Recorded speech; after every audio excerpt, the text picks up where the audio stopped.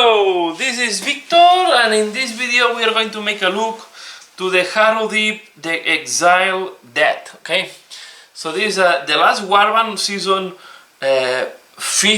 season 5 of Warhammer Underworld's Harrowdeep. So this season, the Harrowdeep season only had 4 Warbands, so they changed to 6-month seasons with 4 Warbands each. I think at the end it's going to be very similar to what we used to have. The only thing is that they split it like in 2 seasons each year. So let's make first a look to the miniatures. So these are the miniatures. This is the leader of the unit. Okay, let me maybe zoom in a little bit and then you can see better. So here you can see. Okay, I assembled them because I also wanted to check if they were easy or not to assemble. So you have to be just careful here with the stuff, but overall I find this Warband quite easy to assemble. Okay, here we have this guy. So these are normally guys of 3 or 2 pieces, except the boss I think were 4. 3 pieces is the standard on this Warband. But yeah, I use glue in some of them to reduce the gaps. But I think all in all, so here you have a small gap, but I think I will be able to. Yeah, here you have to be careful. I need to check this one. This is maybe the one that is more difficult to assemble. But yeah, you can dissimulate all these gaps later on with the paint job. This is the one with the big arm. Again, this guy. This lady, I don't know exactly if this is a man or woman. Not a zombie. They have quite different. They are not exactly zombies. They are. And here we have this one is quite creepy as well. Okay, so this is. They are quite easy to assemble. This can be quite fragile as well. So just be careful. But these are not the most fragile Warbands I have assembled. So yeah, and then we can make a look to the cards of the Warband. So I will zoom out a little bit now, like that. Sorry for that, like that. Okay, so these are the new cards for the Warband. I like that they share with you the list of the cards, so you have here also the deck for rivals. To be fair, in that case it's not that important. It's more important with the rival decks. And I also like that they put the Warband symbol and the faction symbol below the Warband. This icon is different from, it is still the Harrowdeep and will change with the new season. Okay, so the Warband have, as you have seen, 7 guys. Okay, the curiosity is that they start inspired, and they got uninspired when you resurrect them. So it's the opposite of the Sepulchral Guard on this aspect. Okay, except there are 2 exceptions. This is one exception is the Intalos, because he cannot be resurrected, and he gets inspired when a minion takes an enemy fighter out of action, so he starts normal and gets inspired during the battle. And then we have as well this one that is Regulus, that you can see is also another sorcerer. Okay, can also use magic powers. And he got inspired when he succeeds on attack action, so meaning that he also starts the game uninspired.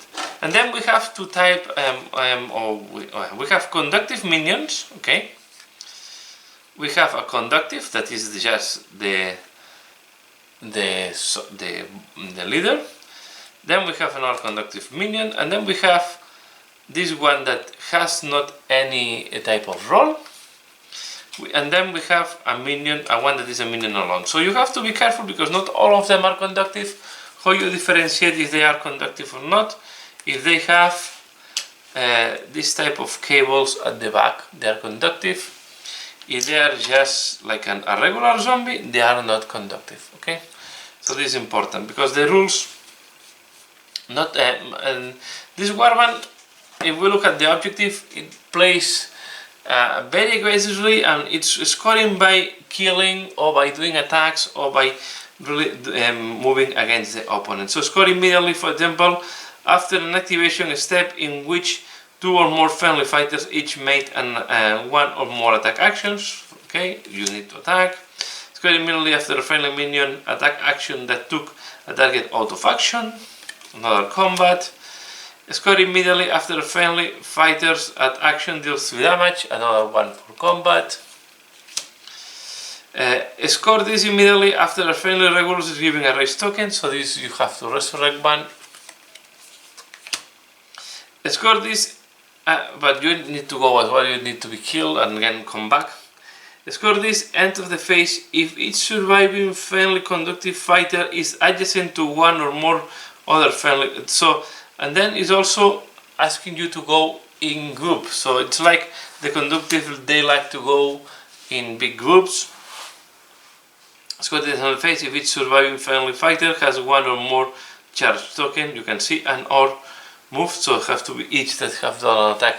And this is feasible because you can make multiple movements. Let me just... So score at the end of the phase, one or more friendly fighters each have 2 or more move tokens. Again, it's about moving and attacking, basically. Score this end of the phase if each surviving enemy fighter is in enemy territory and each surviving friendly minion is in enemy territory. So this is also forcing you to be very aggressive.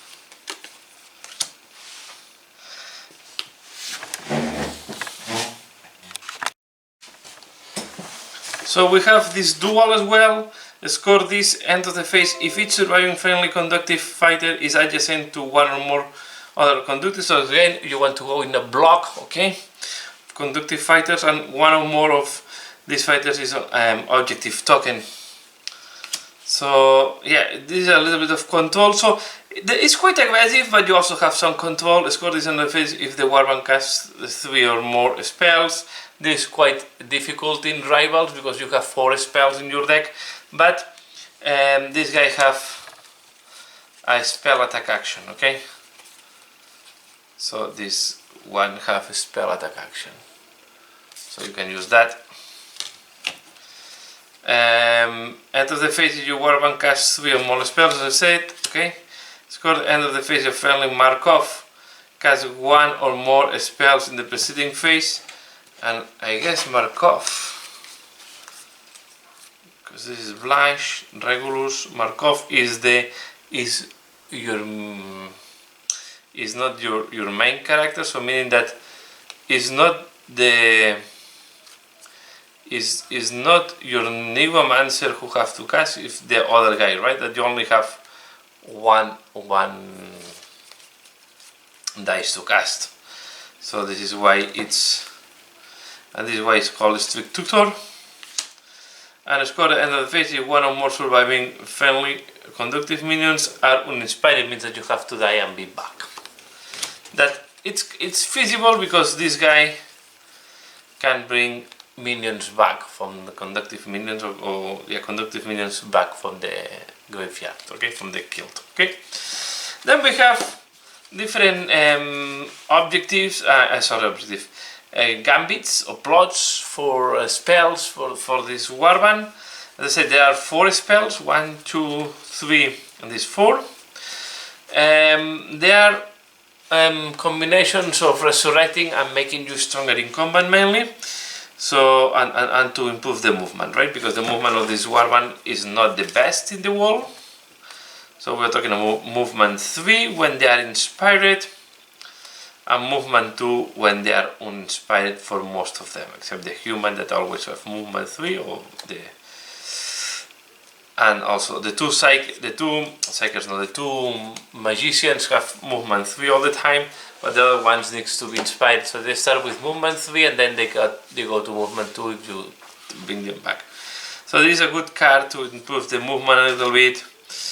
This to reroll 1 attack dice if it's to improve your combat. This is quite difficult to cast, 2 lightnings, and if cast pick move or attack, each friendly inspired conductive fighter can make an action of the kind you pick. Okay, so if you say attack, all your guys will attack. Players cannot use reactions while the spell is in testing, while you are using this spell. Yeah, you have the dynamic cage. You deal 1 damage. To choose one enemy fighter adjacent to 2 or more fairly conductive, do 1 damage. So you can see there is a lot of another to deal damage and stagger. Choose one as this to inspire the guy that is inspired. It can be quite interesting. Plus 1 damage with a lot of conditions. Choose up to 2 conductive friendly and push them to hexagons again to reposition, to move.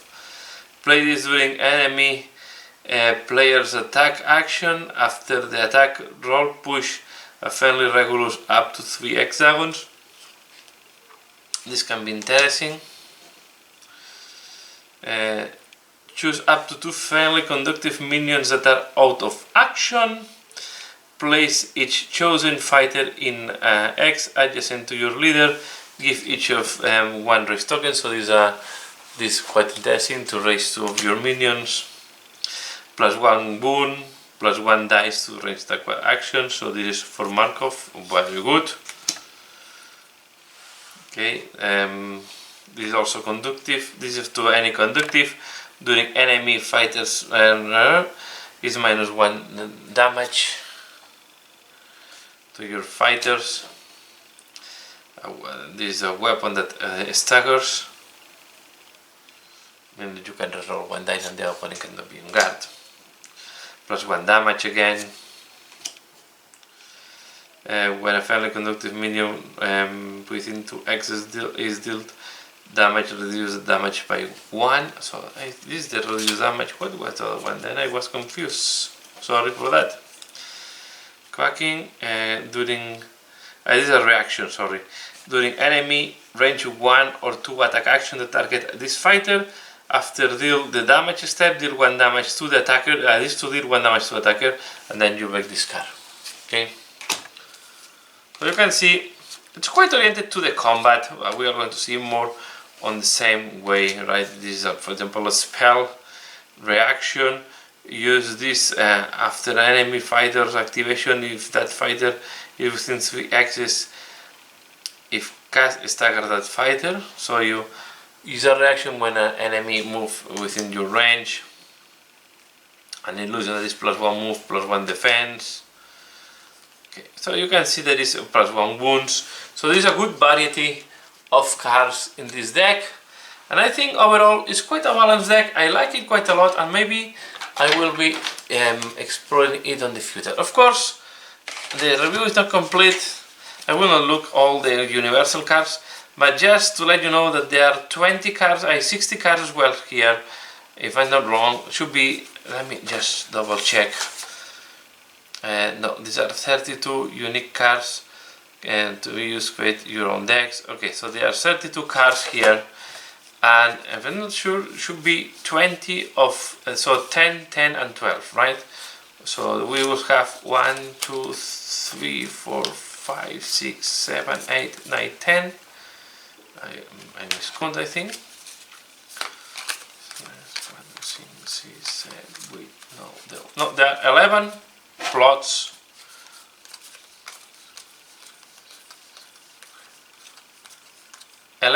Upgrades.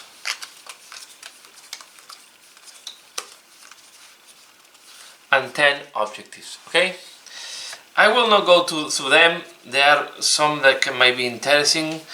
I find some that were interesting. I like always to look at the objectives. If there is some that are easy to score, so score end of the phase if there are no cover X's in enemy territory, or is a friendly fighter is if there is a friendly fighter in each cover X in enemy territory. This is quite meh. It's a very meh. It's very, you can, yeah, you can play this one on score the first one if you deal all the objective in your side. Okay, this can be interesting, but it's a lot of effort for 1 point. I think it's a lot of effort for 1 point. Score this and score this in the third end phase if one or more friendly fighters are vulnerable and one or more of those fighters are in enemy territory.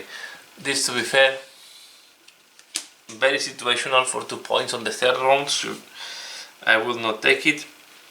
Score is a duel. Score this immediately after a friendly fighter attack action if that takes the target out of action. If the attack roll contained only successes, including critical successes, and the damage characteristic was equal to 2 or greater than the target wounds. Okay, this is 1 point for that. Again, it's good for guys with 2 attacks maybe, and you have to kill with a strong hit, right? Or weak. It's quite difficult for 1 point. I think it's too much. Score this immediately after your gambit, which choose one or more friendly fighters who each had 2 or more illusion upgrades. Score this immediately after your gambit, which choose. Okay. So you have to take one of your guys that have 2 illusion upgrades and destroy the illusion upgrades for 1 point. Not worth it. Search Hybrid, score this immediately after a power step in which you delve 3 or more times, or you delve 1 or more times and one of the feature tokens you delved was in X in enemy territory. This can be occupied by your leader, so you have to have your leader in enemy territory delve this one and then you have 1 point, or you delve 3. I think the second part can be easier, but it's 1 point, eh? These objectives are not very generous. This can be interesting, the ever downwards. Score end of the phase if there are 2 or more surviving friendly fighters and each of those is on a feature token in cover X or in lethal X. This can be, for small warbands, can be quite interesting. 2 points is quite a good amount of points, so I think this can be interesting. Score this end of the third phase if your leader is in enemy territory and has no wounds counters, or one or more friendly priests is in enemy territory. For 2 points, in only the third round, very. I don't like it. I don't like the ones on the third round.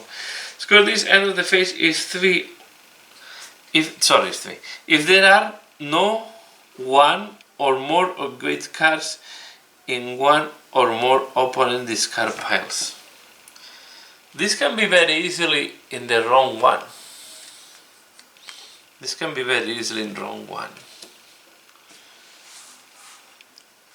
Then search, score this immediately after a friendly fighter attack action that makes the target,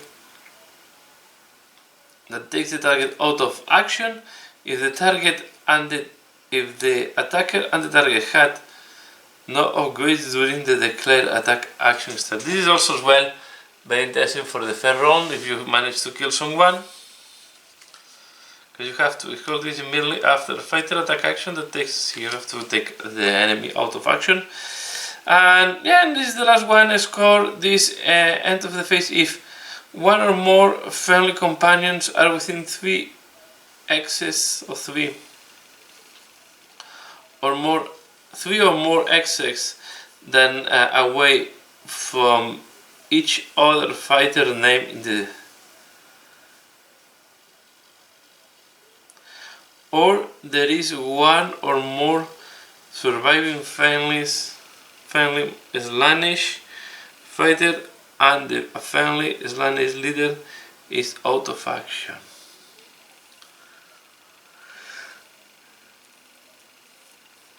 Well, this can be interesting.